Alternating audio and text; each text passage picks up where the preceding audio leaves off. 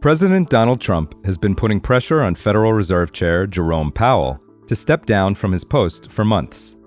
According to Bloomberg, President Donald Trump met with congressional Republicans on Tuesday night to discuss firing Federal Reserve Chair Jerome Powell and is likely to make a decision soon, a move that will likely provoke a legal battle over the independence of the central bank. Trump has denied these claims. While there has been speculation around who Powell's successor at the Fed would be, there are some potential candidates that stand out. Last month, Trump suggested there were, quote, 3 or 4 candidates under consideration to replace Powell. These include National Economic Council Director Kevin Hassett, as well as former Fed Governor and Powell critic Kevin Warsh. The Wall Street Journal also reported that David Malpass, a former Trump administration official and ex-World Bank president, is being considered alongside Fed Governor Christopher Waller.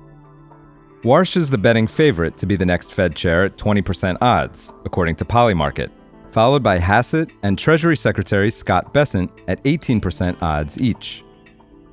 If Trump sacked Powell, the move would challenge a Supreme Court ruling from 1935 that found the president cannot fire leaders of independent federal agencies over policy disagreements.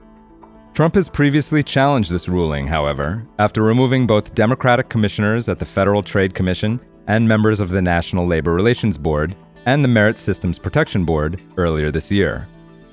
Trump has also repeatedly accused Powell of being, quote, too late to lower interest rates, adding to Vice President J.D. Vance accusing the Fed of, quote, monetary malpractice in June.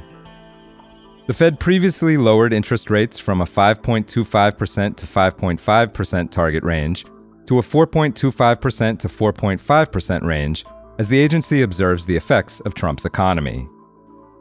For more on this story, check out the article at the link in the description.